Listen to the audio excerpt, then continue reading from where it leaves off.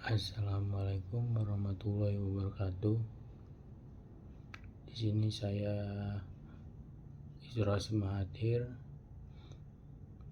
dengan NIM 6424208 dari kelas 62 3D 37. Ingin sedikit menjelaskan tentang analisis keberhasilan kepemimpinan demokratis dalam meningkatkan kinerja organisasi dari studi kasus pada perusahaan multinasional, yaitu tentang kepemimpinan demokratis.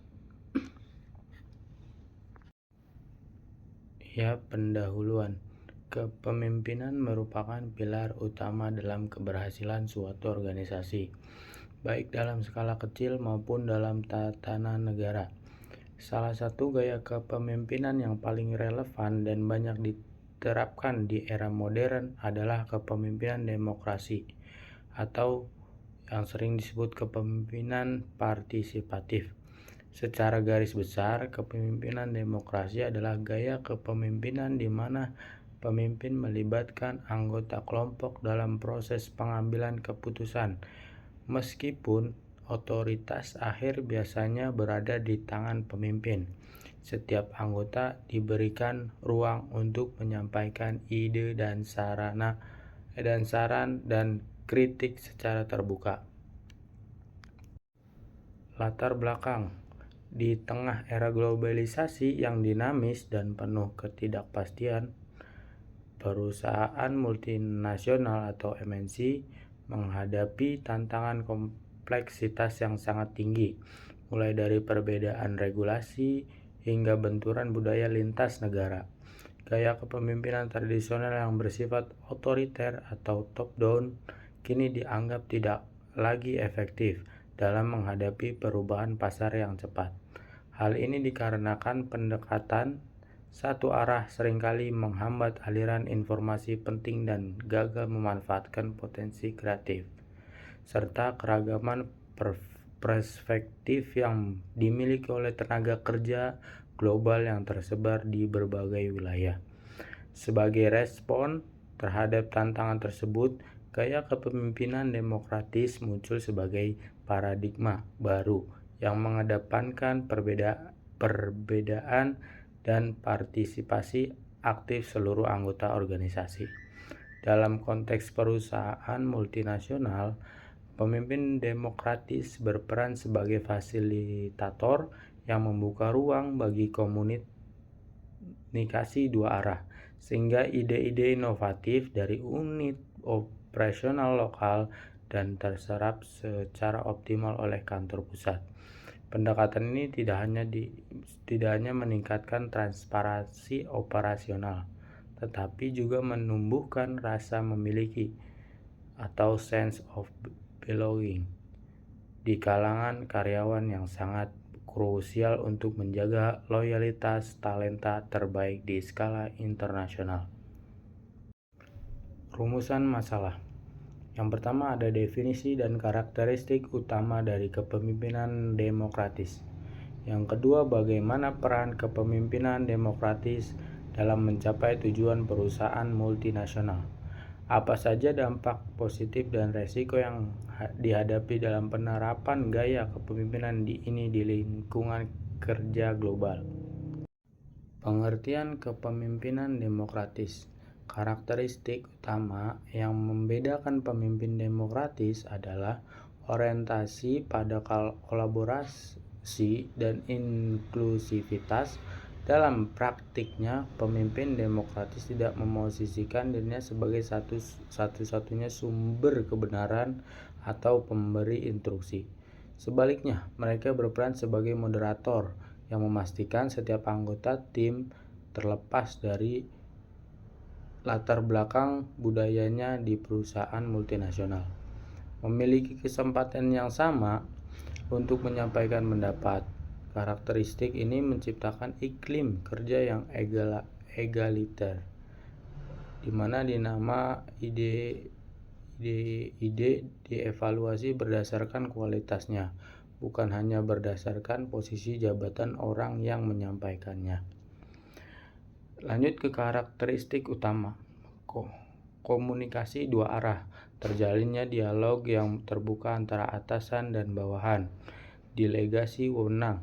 Memberikan kepercayaan kepada staf untuk mengelola tugas tertentu secara mandiri. Objektivitas dalam pujian dan kritik.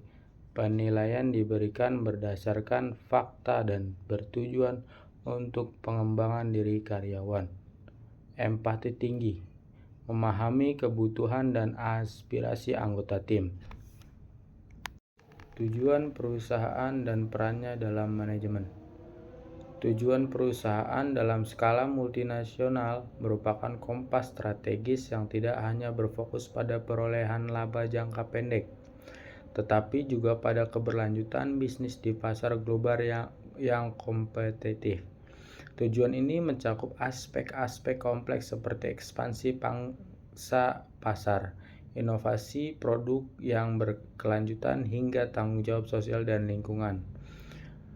Dalam struktur yang melibatkan ribuan karyawan di berbagai negara, tujuan perusahaan berfungsi sebagai pemersatu visi agar setiap departemen tetap bergerak searah meskipun berada dalam zona waktu dan konteks budaya yang berbeda-beda.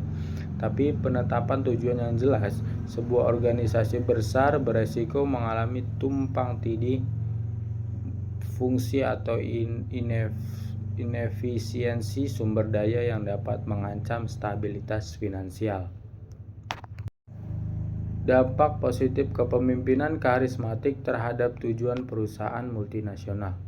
Kepemimpinan karismatik memiliki kemampuan unik untuk menyatukan ribuan karyawan yang tersebar di berbagai belahan dunia melalui kekuatan visi dan pesona personal. Dalam konteks MNC, seorang pemimpin karismatik bertindak sebagai simbol pemersatu yang mampu melampaui batasan budaya dan bahasa. Melalui artikulasi visi yang mengunggah emosi, pemimpin ini mampu mengunggah tujuan perusahaan yang bersifat teknis menjadi sebuah misi bersama yang bermakna. Dampak psikologis ini sangat besar karena karyawan tidak lagi bekerja hanya demi kompensasi finansial, melainkan karena mereka merasa terinspirasi untuk menjadi bagian sesuatu yang besar dan revolusioner di kancah global. Tidak hanya dampak positif, dampak resiko kepemimpinan demokratis pun ada. Meskipun kepemimpinan demokratis menawarkan banyak keunggulan dalam hal inovasi dan motivasi, penerapannya dalam perusahaan multinasional bukannya tanpa resiko. Resiko utama yang paling sering muncul adalah lambatnya proses pengambilan keputusan, karena gaya ini mengutamakan konsensus dan masukan dari berbagai pihak. Waktu yang dibutuhkan untuk mencapai kesepakatan akhir sering kali lebih lama dibandingkan dengan gaya otoriter. Resiko kedua berkaitan dengan potensi konflik internal dan fragmentasi. Ketika setiap anggota tim didorong untuk memberikan pendapat, perbedaan pandangan yang tajam tidak jarang berujung pada perdebatan yang berkepanjangan. Jika seorang pemimpin tidak memiliki kemampuan mediasi yang kuat, diskusi demokratis dapat berubah menjadi ajang persaingan ego antar departemen atau antar cabang negara. Dan kesimpulannya, berdasarkan hasil analisis yang telah dipaparkan, dapat disimpulkan bahwa keberhasilan peningkatan kinerja organisasi dalam lingkungan perusahaan multinasional atau MNC sangat ditentukan oleh kemampuan pemimpin dalam mengintegrasikan gaya demokratis ke dalam operasional bisnis global. Kepemimpinan demokratis terbukti bukan sekadar metode manajemen, melainkan strategi kompetitif yang mampu mengubah keberagaman kebudayaan dan kompleksitas organisasi yang menjadi keunggulan inovatif.